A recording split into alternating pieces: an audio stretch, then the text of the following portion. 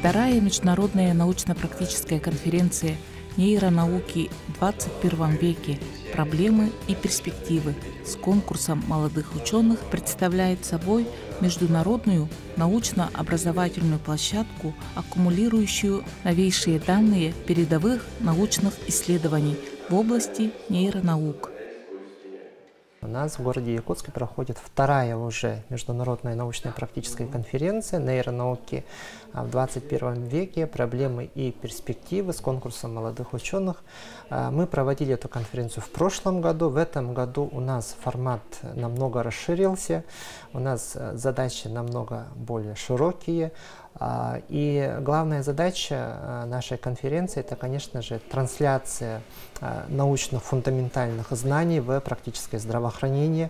И, конечно же, мы должны построить свои цели и задачи на будущее, узнать, в каком направлении двигается наука в мире и переориентировать, может быть, и свои какие-то стороны.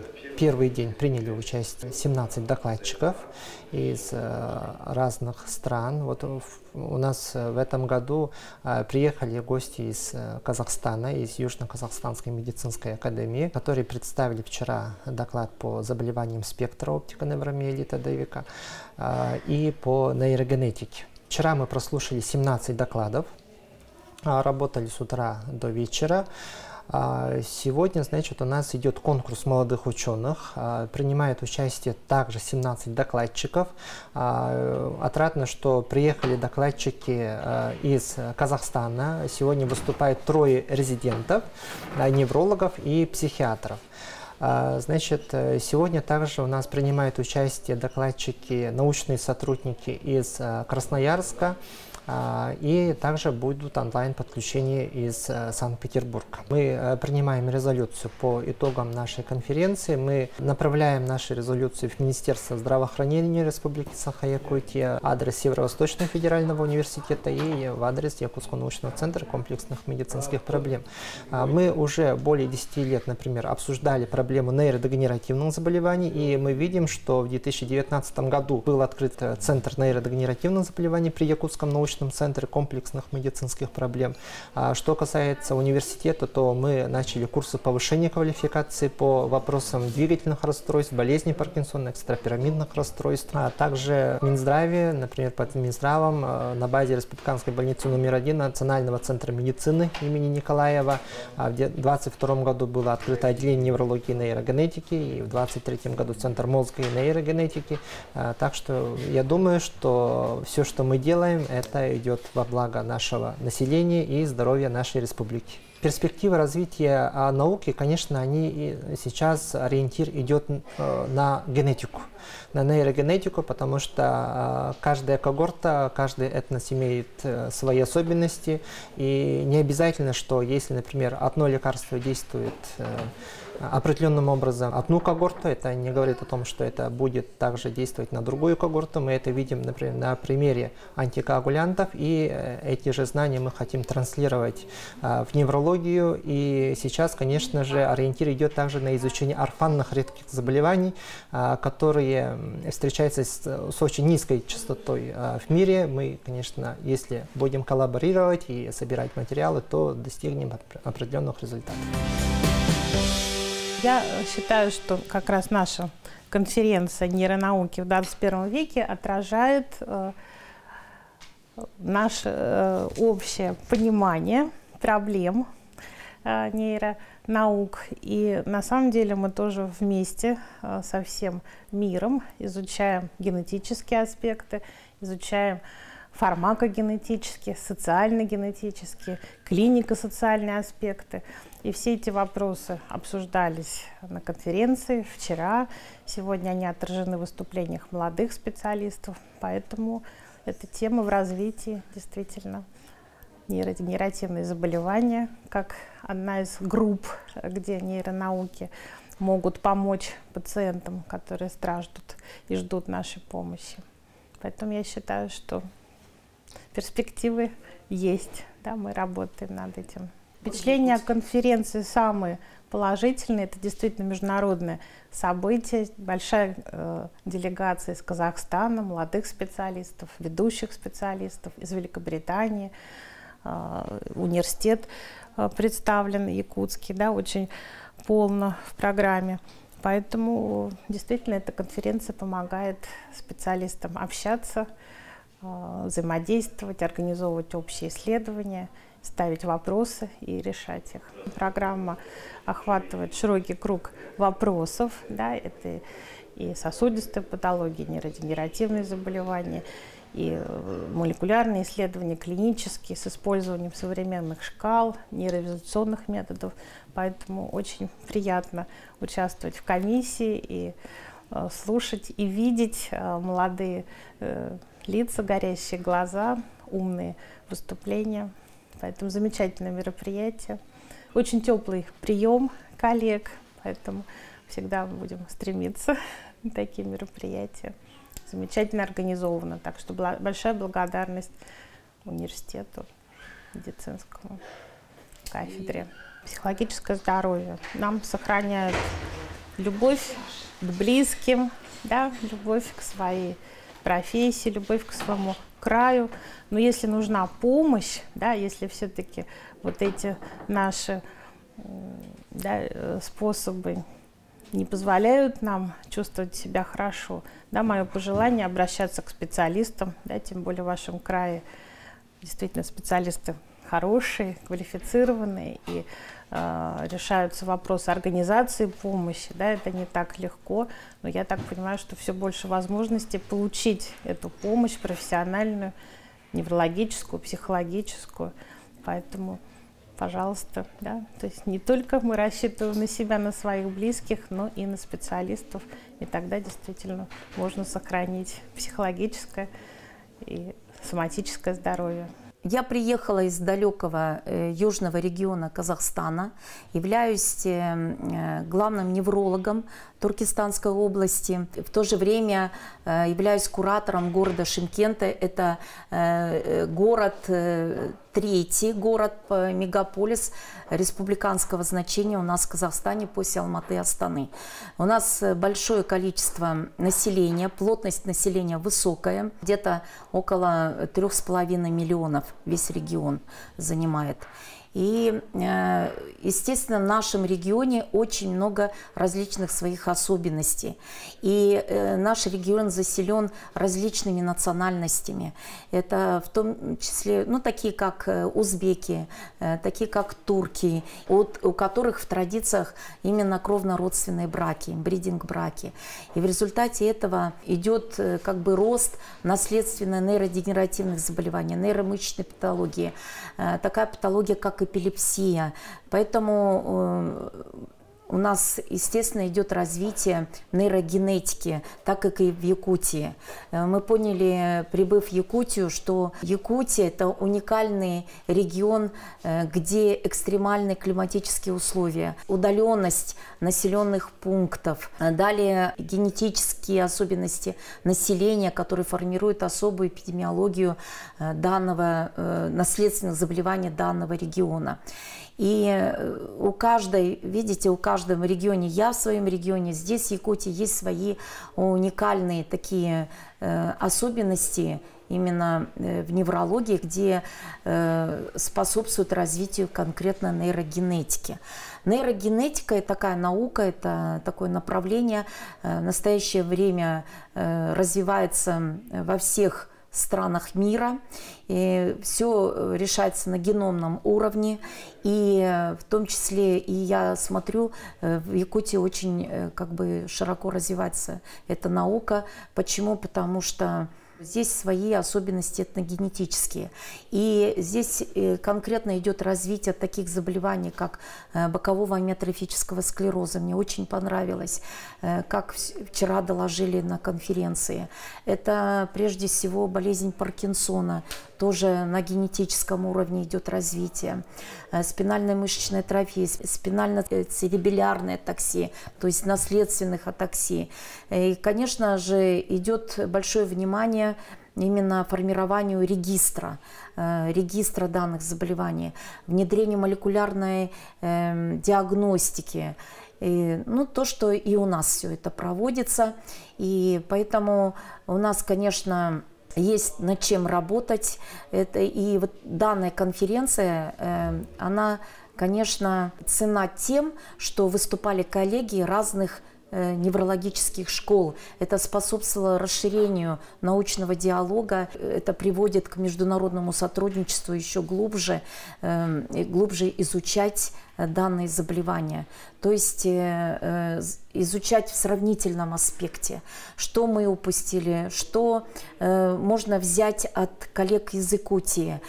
Коллеги из Якутии также говорят, мы хотели бы с вами сотрудничать, и то, что мы не знаем, у вас этот опыт перенимать. То есть это платформа, эта конференция, это платформа обмена знаниями, научными идеями и, конечно же, практическим опытом. Это способствует углублению нашего международного сотрудничества. Из Казахстана мы приехали, вот я руководитель, и моих 3 молодых ученых, которые выступают в настоящее время. Вот сейчас проходит конкурс молодых ученых. Этот конкурс проходит на очень высоком уровне, и просто я удивлена, насколько идет такое особое отношение к молодым ученым, настолько поставлена вот эта работа, именно работа конкретно с молодыми учеными, да, то есть это наше будущее. И я очень удивлена и восхищена данным мероприятием, которое проходит сейчас. Из Якутии они 2-й год приезжают к нам в южный регион Казахстана. И у нас, так как идет проект международный с Англией, с Россией, с Москвой, конкретно с федеральными центрами, и мы бы хотели эту коллаборацию расширить с коллегами из Якутии, чтобы они активно участвовали и сотрудничали с нами, потому что есть такое... История говорит о том, что якуты это все-таки тюркоязычный, основа тюркоязычная. И у нас в южном регионе есть, хотела бы сказать, вот интересную нашу историческую особенность, Туркестан, город, который является родиной тюркоязычного народов. И приезжать к нам, и вот это место, оно святое, которое дает дух нашим народам для того, чтобы мы были здоровы, крепкие, и наши научные связи все время укреплялись, и сотрудничество у нас углублялось, и развивались во благо наших пациентов. Мы организовываем международную конференцию нейронауки 21 века, и она состоит из 2 частей. Получается, первая часть у нас состоит полностью из выступления наших профессоров, наших зарубежных гостей, которые прибыли из университетского колледжа Лондона, из Казахстана, и есть различные специалисты из Москвы, крупные специалисты. В первый день мы обсудили основные проблемы нейровегетативных заболеваний, самые актуальные проблемы диагностики, лечения. А во второй день у нас запланирован конкурс молодых ученых, который сейчас проходит в Доме правительства номер 2. И сейчас мы присутствуем на медицинском осмотре наших зарубежных специалистов из Университетского колледжа Лондона. Приехал профессор Холден и доцент Кайржанов Рауан Богданович. Является его аспирантом и его компаньоном. И они помогают нам с диагностикой трудных кейсов, когда, допустим, не уверены в каком-то диагнозе, или мы думаем, что это какая-то неизвестная мутация, допустим, у семьи. Мы пригласили специально детей, у которых есть эпилептический синдром, да, диагностированный диагноз эпилепсии, и мы видим именно наследственный семейный случай, да, когда страдает несколько детей, либо родители и ребенок. Обычно в таких случаях рекомендуют проведение генетических исследований, и как раз мы хотим услышать мнение наших зарубежных специалистов специалистов, какие методы в этом показаны, есть ли возможность, допустим, проведения каких-то совместных исследований. И мы еще пригласили наших пациентов, конечно же, как Центр нейродегенеративных заболеваний клиники Янце, а также мы пригласили пациентов из республиканской больницы номер 1, в которых тоже мы видим либо наследственный компонент, либо мы видим какой-то сложный кейс, который не подходит для других, таких наших частых неврологических заболеваний.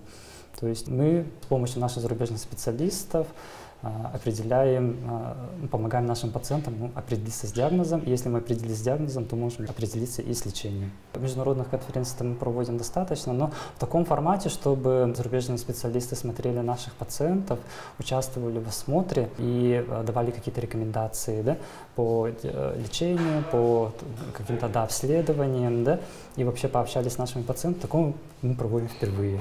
Я бы сказал, нейронаука в нашей республике не стоит на месте, что мы начали использовать очень много генетических тестов, и мы начали очень хорошо определять самые распространенные генетические патологии у нас в республике. Также мы очень хорошо сотрудничаем с генетиками, общаемся, наводим контакты, допустим, с республиканской больницей номер 1, с медико-генетическим консультированием. И также мы стараемся использовать в диагностике с помощью наших других партнеров генетические исследования. Благодаря этому, допустим, мы ставим точный диагноз тем пациентам, которые, допустим, могут ходить без диагноза десятилетиями, допустим. В этом плане мы идем семейными шагами. Также в нашей неврологической практике, в нашей клинике Янце мы очень хорошо используем ботулинную терапию, которая помогает при спастичности, да, допустим, постинсультные, посттравматические, на фоне наследственных нейродегенеративных заболеваний, да, которым мы облегчаем, допустим, болевой синдром, мы помогаем им сохранить общую активность и так далее. Но также мы еще работаем с самыми нашими распространенными заболеваниями, как болезнь Паркинсона, болезнь Альцгеймера. Конечно же, это очень огромный опыт. Допустим, я наблюдал за нашими зарубежными специалистами, как они разговаривают с пациентами, какие вопросы задают. Да? Даже в этом плане я узнал для себя много нового, да, что можно с помощью каких-то вопросов, допустим, узнать какие-то нюансы, да, допустим, при оценке когнитивных функций. Уже второй день идет международная научно-практическая конференция «Нейродегенеративные заболевания в 21 веке. Проблемы и перспективы». И мы имеем удовольствие в этом году встретиться лично с профессором Холденом, который работает в Университетском колледже Лондона. Это человек с мировым именем. Он известен по всему миру, ездит по многим странам, знакомится с ситуации нейродегенеративных заболеваний. И здесь его очень заинтересовали наши пациенты, в частности больного мы ему показали с филическим энцефаломиелитом, который, в общем, это очень редкое заболевание, которое уже практически не встречается. Осталось всего несколько больных. Он очень заинтересовался и сказал, что действительно эта патология она особенная и отличается от других энцефалитов и других заболеваний. Ну и кроме того, мы ему показываем все сложные случаи, которые мы затрудняемся в диагностике которых. Показываем ему МРТ-снимки, в общем, больных ему специально привезли сюда для осмотра. Будем продолжать дальше работать. В общем, он очень заинтересован, и нам это очень приятно. Отделение очень знаменитое по части неврологии. I saw lots of very good presentations. Я вчера посмотрел очень много докладов на конференции. And today we saw and we examined and we talked about patients and we did some training for juniors. Сегодня у нас небольшой мастер-класс. Мы осматриваем пациентов и молодым специалистам рассказываем о диагностике. So we are very grateful to collaborate with the team here. Очень рады сотрудничать с командой неврологов местных. Your level of neurology is very good. Очень хороший уровень неврологии. Очень хорошо организована работа. You are very careful with your patients. Вы очень внимательны к своим пациентам. And patients are followed and treated very well. Пациенты наблюдаются очень хорошо. То есть стандарты такие же, как и в больнице, в которой он работает, в Лондоне. Вам повезло. Он по неврологии заинтересован редкими заболеваниями и неврологическими расстройствами.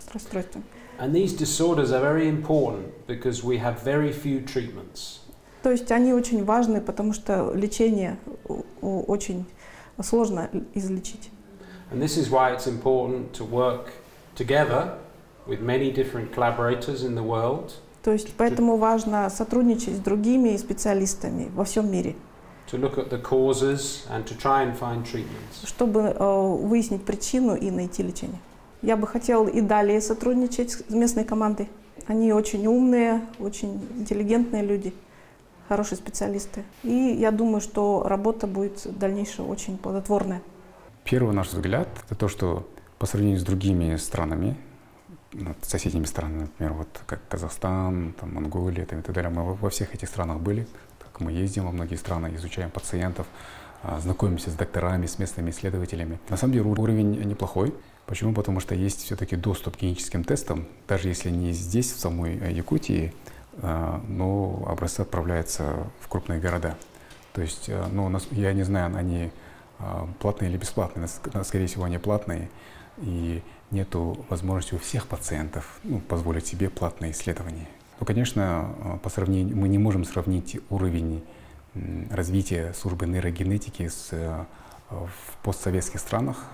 Мы не можем, конечно, сравнить с уровнем на Западе, с Америкой, с Великобританией. И тем более генетика развивается. Даже сама Америка, Великобритания, европейские страны, они учатся. Потому что нейрогенетика и вообще генетика — это такая сфера, где надо постоянно учиться. Потому что не все еще известно. На самом деле Якутия отличается тем, что были профессора в Якутии, неврологи, которые на самом деле заложили фундамент службе. И, например, если говорить про какие-то нейрогенетические заболевания по миру, Якутия сразу выходит как первая. Например, спиноцеребральная атаксия первого типа. Это был профессор здесь у вас, я его имя уже не помню, большой профессор, он сам из Якутии, но он работал в США очень много лет, именно в Национальном институте здравоохранения NIH, с топовыми профессорами работал, и так как он сам выходец из Якутии, он изучал свое население, и он выявил, что в Якутии есть заболевания неврологические, где, например, спиноцеребральная атаксия первого типа. Это мозжечковая атаксия, которая проявляется прогрессирующим ухудшением мозговых функций, а именно те функции, которые отвечают за баланс, за речь. И вот спиноцеребральная атаксия первого типа проявляется нарушением баланса, глазодвигательные нарушения и так далее. То есть он выявил, что в Якутии именно первый тип, он самый-самый распространенный по миру. Также в Якутии есть такие заболевания, как вилюйский энцефалит, тоже, который остается загадкой еще всему миру, и он интересен ученым. Почему? Действительно ли это инфекционное заболевание, вызванное какими-то вирусами, либо это какое-то генетическое заболевание. Поэтому мы считаем, как исследователи, и наш вот профессор Генри Холден давал интервью, что Якутия представляет, именно в плане нейрогенетики, представляет очень большой интерес мировой науки. Конечно, есть проблемы. Это не назвать, что проблемы. Это вот то, что можно, в принципе, делать, если обучать специалистов, там, вливать финансирование и так далее.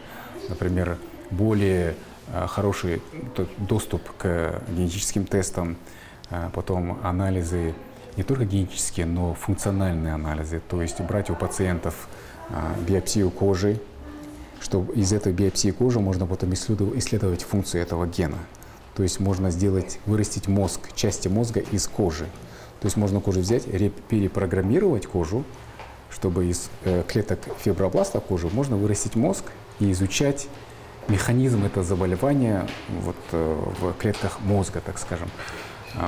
Потом создать, например, биобанк мозга, потому что нейродегенеративные заболевания, так как они затрагивают в основном головной мозг, если у пациенты, у которых были какие-то заболевания сложные, если они будут донировать свой мозг, ну, эта практика, она широко распространена на Западе, поэтому они, наверное, в этой сфере они очень быстро развиваются. Если вот такие тоже возможности будут в Якутии, было бы здорово. Ну и, конечно, здесь много моментов. Менталитет может быть разный. Например, я сам выходец из Казахстана, у нас тоже так. Немногие люди будут добровольно до смерти подписать там согласие на то, чтобы его мозг исследовали. На самом деле на Западе немножко по-другому. То есть если человек, например, заболел болезнью Альцгеймера, там, Паркинсона, он при жизни дает согласие, что после смерти его, он дает согласие на вскрытие его головного мозга и на исследование головного мозга, потому что он знает, что исследуя головной мозг, он поможет последующим людям, которые могут заболеть этим заболеванием. То есть если вот такие возможности будут в Якутии, тоже было бы здорово. Но пока вот этого нету. Мы открыты к коллаборации. И я вижу, что здесь коллеги наши из Якутии, они очень открыты к коллаборации, очень организованные, очень грамотные специалисты. Неврология сейчас, раньше она была общей, а сейчас неврология уже разделилась на многие ветки. Желательно смотреть пациентов с общей неврологической клиникой, но также специализироваться в каком-то направлении, чтобы к вам шли пациенты с одинаковой когорты и чтобы вы могли помогать. Однотипной когорте, чтобы вы адекватно могли помогать этой когорте. И, соответственно, сейчас медицина на месте не стоит, надо читать каждый день. Это публикации на английском, на русском языке, те языки, которые более распространены в науке. Никогда нельзя останавливаться на тех знаниях, которые были приобретены в медицинской школе, а читать каждый день и применять это в клинической практике – это очень важно. Главная цель конференции – объединение усилий высококвалифицированных специалистов, изучающих нервную систему с разных точек зрения для сохранения биологического и психического здоровья людей в экстремальных условиях современного мира. Мероприятие стало ярким событием и новой ступенью профессионального развития для неврологов, нейрохирургов, терапевтов, врачей общей практики, реабилитологов, генетиков и всех заинтересованных специалистов.